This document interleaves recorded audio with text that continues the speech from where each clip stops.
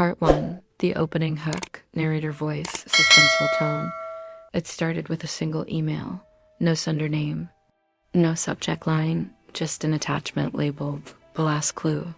When I opened it, I had no idea I was about to become part of one of the most dangerous stories the internet has ever seen.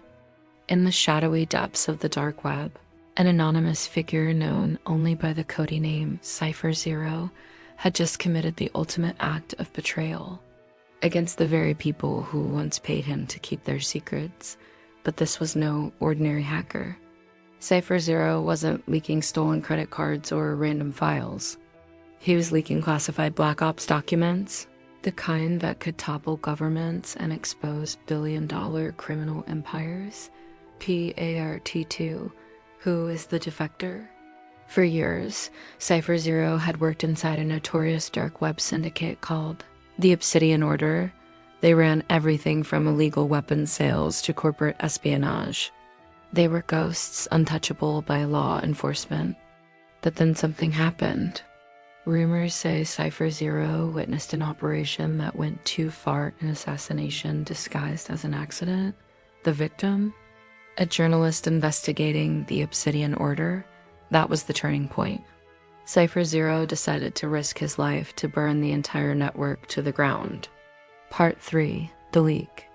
On a rainy night in February, thousands of encrypted files appeared on a hidden dark web forum.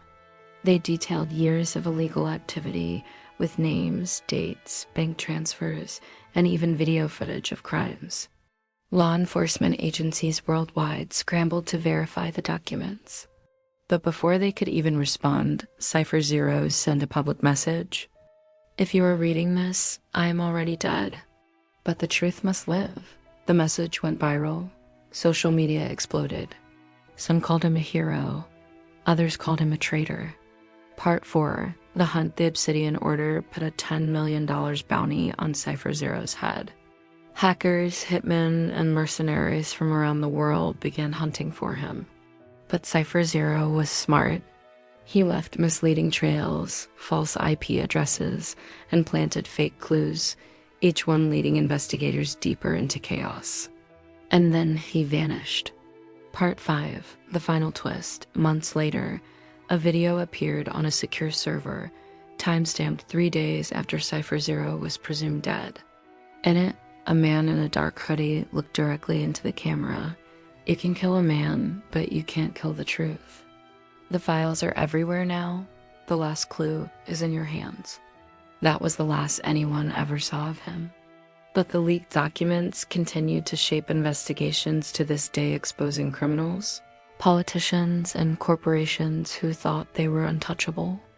Part 6. The files nobody could decrypt.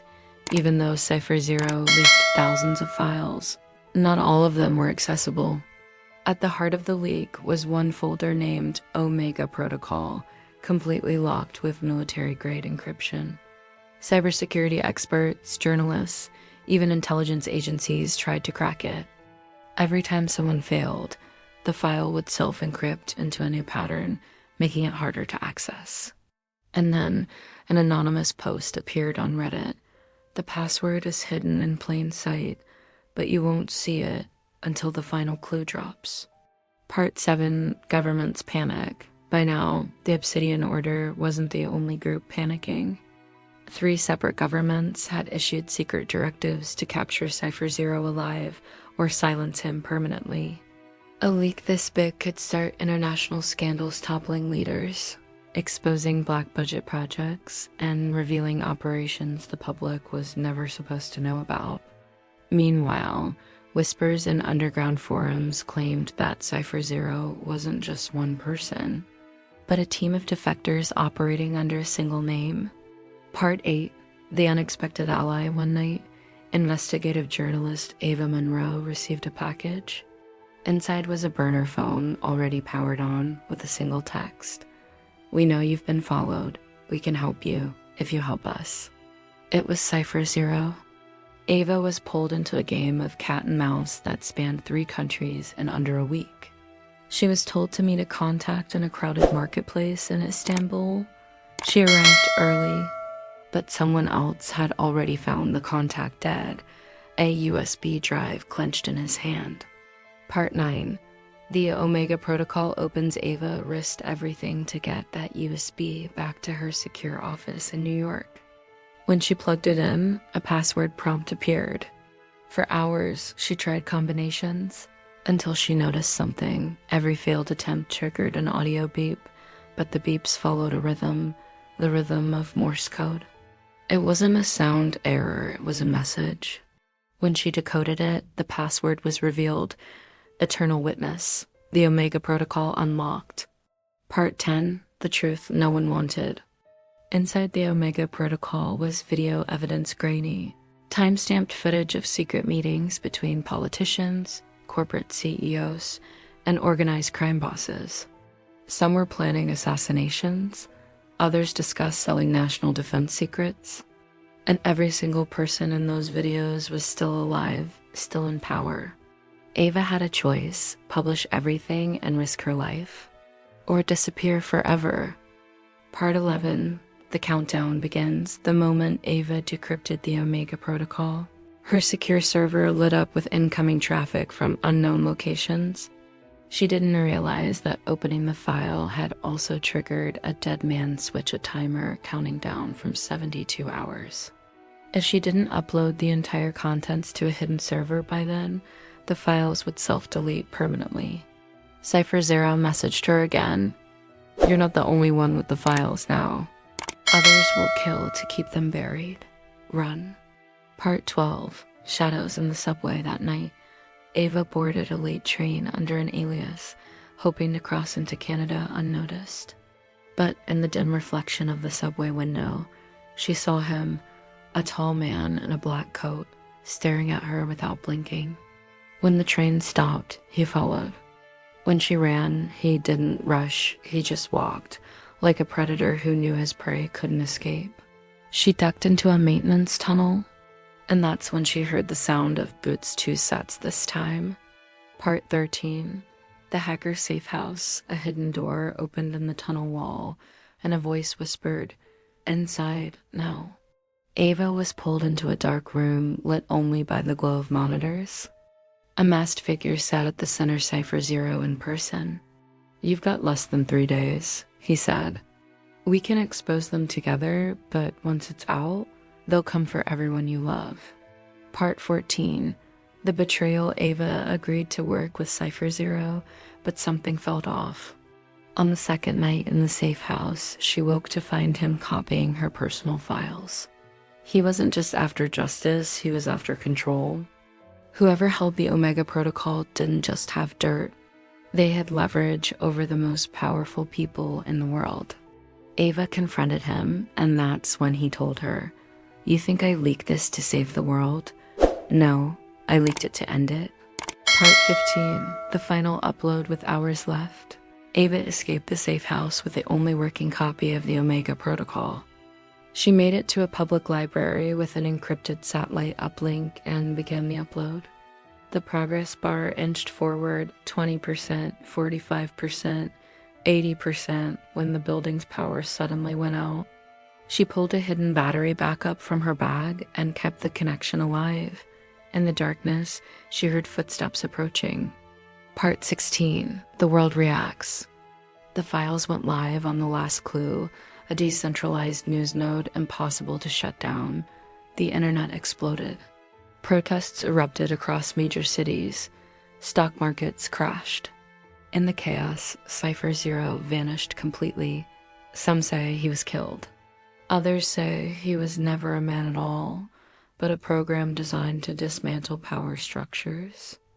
As for Ava, she disappeared too until 1 year later when another encrypted file surfaced, signed with the same key, C0. Part 17. The hunt intensifies after the Omega Protocol went public. Ava knew she had painted a target on her back. The news anchors spoke in cryptic tones, governments issued national security warnings, and certain names mentioned in the files simply vanished from public life overnight. Meanwhile, Ava's face appeared on every wanted for cyberterrorism alert. She wasn't just running from shadow agencies now, Interpol had joined the chase. Part 18. Safe houses aren't safe. Ava took refuge in an abandoned radio station in rural Maine. It had dusty walls, a creaky floor, and an old transmitter still capable of reaching shortwave listeners around the world. She began sending coded messages to loyal whistleblowers, but it wasn't long before she realized she wasn't the only one broadcasting. A strange voice cut into her signal. "Tick-tock, Ava. You have something that doesn't belong to you." Part 19. The Inside Man Desperate for Allies. Ava contacted one of her few remaining friends, Elias Rourke, a former NSA analyst who'd been blacklisted years ago. He promised her safe passage to Iceland, where journalists were working to analyze the leak, but something about his voice felt rehearsed. The moment she boarded his truck, she noticed a hidden camera tucked beneath the dashboard. She reached for her bag, but Elias smiled. "Sorry, Ava, but everyone has a price."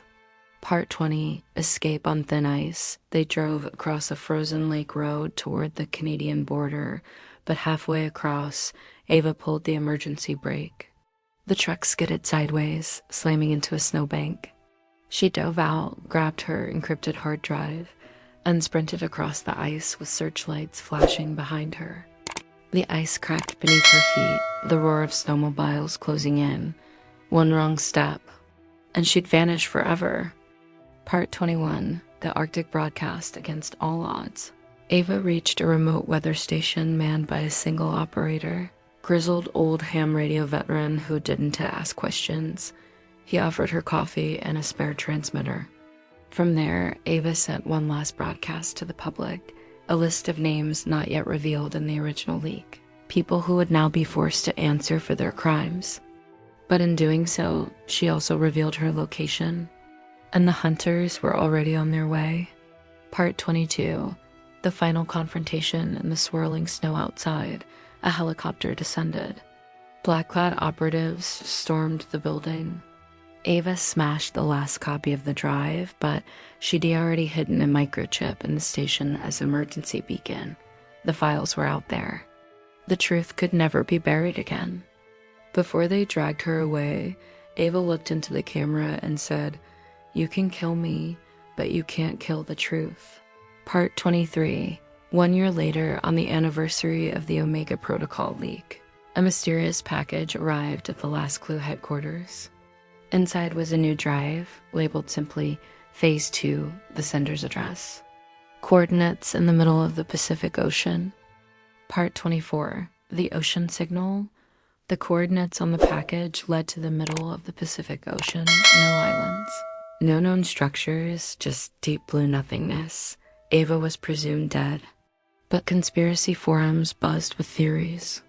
Some claimed the location was the site of an underwater data vault built by a rogue nation. Others believed it was a floating ghost station drifting for decades, waiting for the right signal. Part 25. The diver's confession. A year after the leak, a retired Navy diver appeared on an underground podcast. His voice was shaky, altered to hide his identity. "I've been there. The place and the coordinates. It's not human-built. Not all of it." He described steel corridors, half-rusted, half coral-covered, filled with humming servers powered by thermal vents from the ocean floor. In the deepest chamber, he claimed, there was a chair, restraints, and a single word scratched into the metal. Ava, Part 26. Phase 2 begins 2 weeks later. An anonymous user uploaded encrypted audio files to a hidden corner of the dark web. The title read, Phase 2, Ava Speaks. In the recordings, Ava's voice was calm but urgent. She spoke of names still protected, plans still in motion, and something she called the Black Ledger, a file containing the financial skeleton key to every government in the world. Part 27, The Return Then. A blurry CCTV clip surfaced from a gas station in Alaska. A woman in a heavy coat, face obscured, paid in cash and left. Under her glove, the camera caught a flash of a distinctive scar on her wrist, the same one Ava had from a childhood accident. She was alive. And if the package was any indication, she wasn't done yet. Part 28, open-ending the last clue channel, received another package, this time a set of GPS trackers and a note. If you're reading this, you've been chosen. The ledger is out there.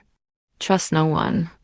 The story ends with the channel crew debating whether to go after it, as the camera fades to black with a single line on the screen.